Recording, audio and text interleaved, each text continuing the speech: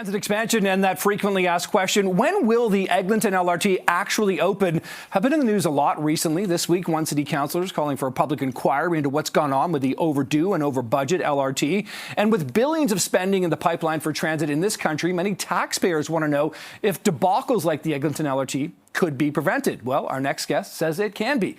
Mike Salsberg is the co-founder and chair of TRACCS and joins us live to talk a little transit this morning. And the Eglinton LRT, Mike, has been something I can remember when they started putting shovels in the ground, thinking it'd be done in 2020.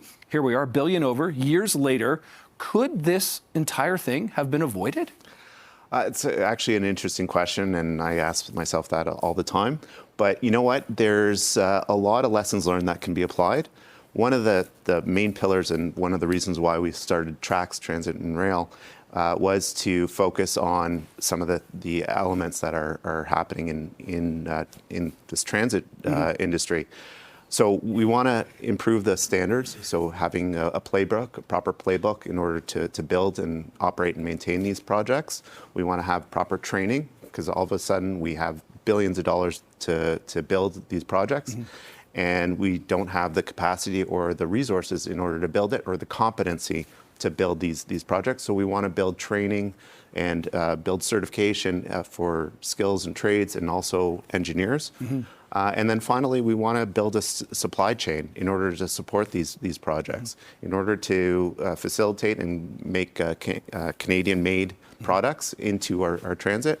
We need to support our supply chain across Canada in order to build these properly. Yeah, I mean, when we look at the Eglinton LRT, we've seen, it's like delay after overrun, after incident, et cetera here. Are you saying that if you have these kind of standards in place, these kind of, training, et cetera, that this could have been a scenario that may not have come up into this situation that sort of blew up into?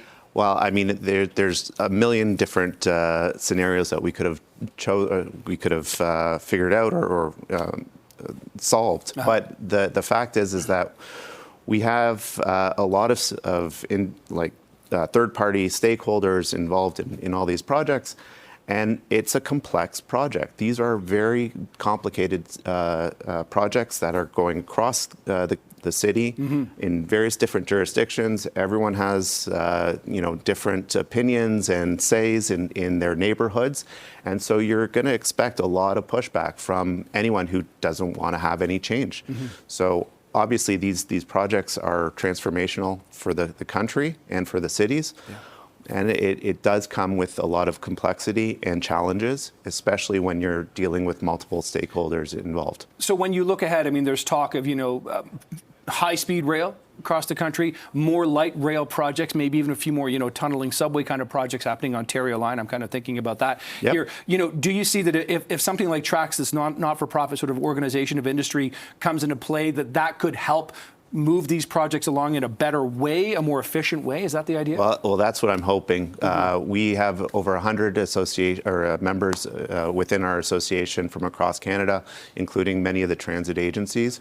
We're actively engaging with the transit agencies to figure out how we can get consolidation or support across Canada, and in order to standardize passenger rail across Canada. We're the only G20 country in the world that doesn't have a framework for passenger rail. So I'm asking the government, I'm asking the province, the municipalities to actually support us in terms of creating these standards, helping us with training, and also progressing the procurement and supply chain strategies. I mean, you're a Toronto taxpayer, Mike, and resident. A lot of people, have been watching the sort of LRT situation and kind of get angry every time they see that. Do you think that, if something like TRACCS, is able to sort of have the influence that it can, that we would perhaps see those tax dollars not only spent more efficiently, but perhaps with less frustration at the end of the day? 100%. As you mentioned, I'm a taxpayer. I really want to get value for my money. I also want to see transit being built in my city.